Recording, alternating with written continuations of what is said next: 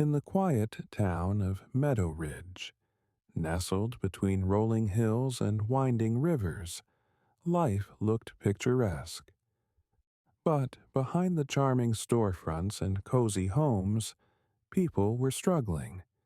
Each person faced battles that seemed impossible to overcome, and no matter how hard they tried, they were met with failure and frustration.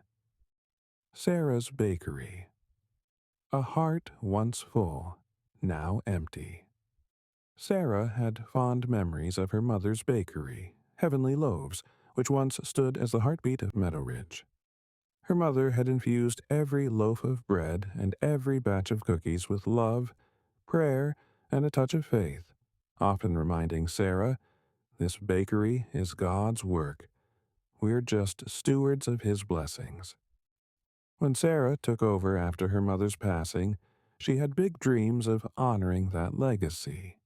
But as time went on, she felt the weight of running the bakery alone. Business slowed, competition grew, and her once bustling shop became eerily quiet. The aroma of fresh bread still filled the air, but the chairs remained empty. Sarah worked tirelessly, convinced that success depended solely on her effort. She revamped the menu, adding trendy items like gluten-free muffins and artisan pastries. She spent her evenings designing colorful flyers and her mornings handing them out across town. She even cut her prices to attract more customers, but nothing seemed to work. One particularly exhausting evening, Sarah trudged home and collapsed into bed. Her body was weary, but her mind raced with thoughts of failure. As she drifted into a restless sleep, her heart heavy with worry, God met her in a dream. In the dream, Sarah found herself standing in the bakery, but instead of the usual comforting smell of bread and the warmth of the ovens, the shop was cold and barren. Flour dust swirled in the air like fog, and every surface was covered in cobwebs. She heard a voice, not harsh, but filled with authority and love. "Sarah, why have you forgotten me?"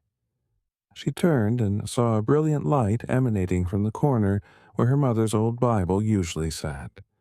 The voice continued, "You strive and toil, but have you sought my guidance? Have you trusted in my provision? Apart from me, you can do nothing." Tears filled Sarah's eyes as she fell to her knees. "Lord, I'm sorry," she whispered. "I've been so focused on fixing everything myself that I forgot you. I need you." The voice spoke again, this time with a gentle reassurance. "Commit your work to the Lord, and your plans will be established." Proverbs 16:3. "Be still and know that I am God." Psalm 46:10. "I am your Creator. Trust in me, and I will guide you." As the light grew brighter, Sarah felt a peace she hadn't known in years. When Sarah awoke, the dream was vivid in her mind. She immediately got out of bed, dusted off her mother's Bible, and opened it to the Psalms. Her eyes landed on Psalm 37. 5. Commit your way to the Lord. Trust in Him, and He will act. She knelt on the floor and prayed, surrendering her bakery and her worries to God. She asked for His guidance, His wisdom, and His peace.